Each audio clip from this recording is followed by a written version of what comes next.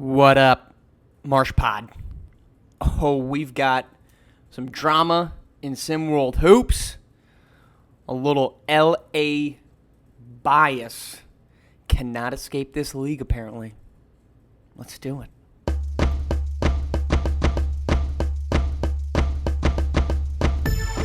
Ooh-wee. Ooh-wee. Ooh-wee. Okay. Not again.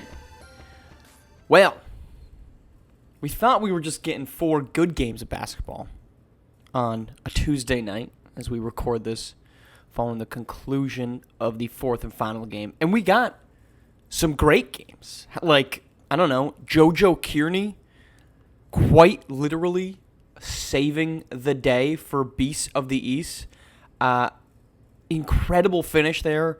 Shot block of Lorenzo Phenom at the buzzer. Seals it after the Fareed Redmond layup. A brutally close game that I don't know that anybody thought it would be that close. Look, I know that these teams are the two of the best teams defensively, right? You've got Beasts of the East is number 1. Bad Boys Basketball is not top 10, but they were close to it in opponent points per game. They are top 5 in opponent field goal percentage, or at least I guess we got to say they were. That game should have led this. We should have led this talking about Beasts of the East have solidified themselves as a championship contender. Why? Because, well, first off, no doy. They're 2 wins away from it. Of course, they're a championship contender. But because their defense is their defense, right? We talk about Bay Area Showtime. Let's go back to that game real quick. Not for the game itself, but we talked about, hey, at the end of that game, we're going to look back and say, of course, Showtime wins that thing because, you know, they just rallied together. They just put it together. And, of course, Bay Area lost that game because they didn't have the stars to do it. Well, of course, Beasts of the East is advancing. Why? Because they have the best defense in the league. And, sure, there was some hesitation on my part and others to say, we know defense wins at the professional level. But how much is defense going to win at the SimWorld Hoops level? Well, folks, it wins here too. It wins here too. Because Beasts of the East now, with maybe their best defensive game of the season, if you want to put together when they did it, they had a outstanding game in this one. They held Bad Boys Basketball to 35% shooting from the floor. They forced 6 turnovers. They had 11 blocks, and 8 of them came from No Kearney. An incredible game from Kearney. This is the 2nd straight game he's been an anchor of it. And that's all we should be talking about. That's all we should be talking about tonight. But we're not. And why is that? We're not talking about that because the league fumbled the bag.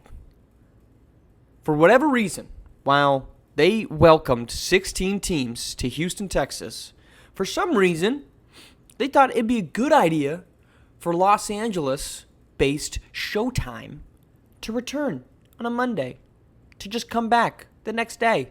Because that makes sense, right? That makes sense.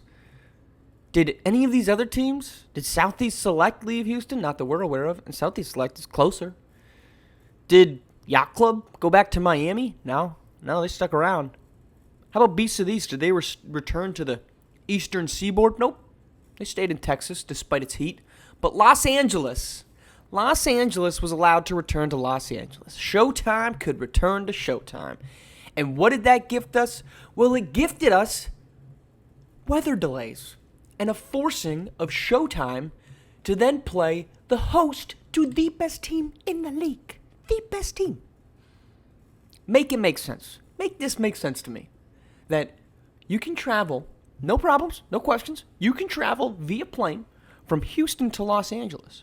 However, you can't travel from Los Angeles to Houston. We're going to have to get IT on that one because I don't know how that's possible. You know, if you are a flight expert, enlighten me on how the rotation of the Earth and the El Nino of the east of the Pacific and how the wind patterns impacting both areas would have allowed that to happen. But regardless what happened, Southeast Select won. Look, if LeBron wants to tout bubble as the most difficult NBA championship of all time, That's the most difficult SimWorld win of all time. Southeast Select, the number one team in the league, has to go on the road, and they got their work cut out for them. This was a incredible game. You're going to look at the score, you're going to say, wow, Southeast Select turned it on in the fourth quarter. They pulled away. No, they didn't. Trey Turner just stamped his mark as the best player in SimWorld. I don't want to hear another argument. I don't want to hear it. I don't want to hear it even if DJ Wagner and Southeast Select and Originators meet Trey Turner and Southeast Select in the championship game and Originators win. I don't care. I don't care because Trey Turner, down the stretch of a game in which he was struggling, was not having his best offensive night at the time with about 2.5 minutes left. This is a guy, keep in mind, shooting 66% from deep. What was the reason that they couldn't win that we talked about before the season? If Trey Turner's cold, Southeast Select is done. Trey Turner was as cold as Trey Turner has been. He was 1 for 5. Late in this fourth quarter, 2.5 minutes left in a game that I believe was tied. What did he do? 3 ball in the corner, foot on the line, 2 from the opposite side, and then 2 more wing triples. He scored 11 points in the last 2.5 minutes. That spurt, that 11 points, outscored Showtime in the quarter. That would have been tied for the largest output Southeast Select had in this game. They scored 11 points in the third quarter alone. In 2.5 minutes, Trey Burner got red hot.